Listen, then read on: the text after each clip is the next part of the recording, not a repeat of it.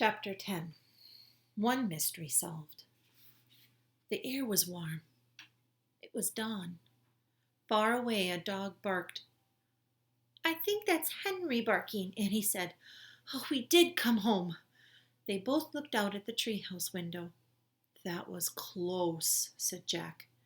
In the distance, streetlights lit their street. There was a light in their upstairs bedroom window. "Uh-oh," said Annie. "I think Mom and Dad are up. Hurry!" "Wait!" In a daze, Jack unzipped his backpack. He pulled out the book, the castle book. It was quite wet, but Jack placed it on the back of the other books. "Hurry! Come on!" And Annie scooted out of the treehouse. Jack followed her down the rope ladder. They reached the ground and took off between the gray and black trees. They left the woods and ran down their deserted streets. They got to their yard and crept across the lawn right up to their back door. Jack and Annie slipped inside the house. "They're not upstairs. They're not downstairs yet," whispered Annie. "Shh," said Jack. And he led the way up the stairs and down the hall. No sign of Mom and Dad, but he did hear the water running in the bathroom. Their house was so different from the dark, cold castle, so safe and cozy and friendly. Annie stopped at her bedroom door. She gave Jack a smile, then disappeared into her room. Jack hurried into his room and he took off his damp clothes and pulled on his soft, dry pajamas. He sat down on his bed and unzipped his backpack.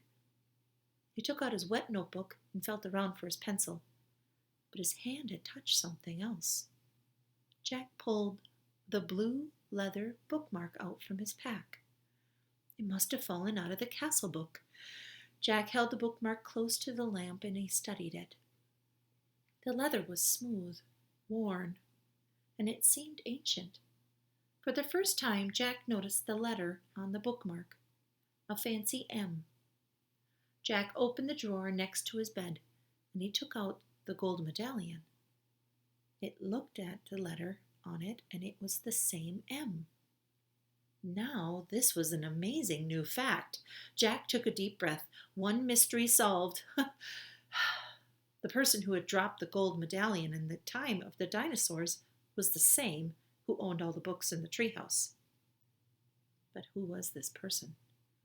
Jack placed the bookmark next to the medallion. He closed the drawer and he picked up his pencil. He turned to the least wet page in the notebook and he started to write down his new facts. The same. But before he could draw an M, his eyes closed. He dreamed that they were on the night again, the three of them riding the black horse through the cool, dark night, beyond the outer wall of the castle, and up and over the moonlit hill, into the mist. The end. I hoped you enjoyed this book. This was a great story about adventure, trusting each other, and just we know that there's a medallion out there. Now Jack also has a really cool bookmark. His treasure and his adventure continues with Jack and Annie and the Magic Treehouse.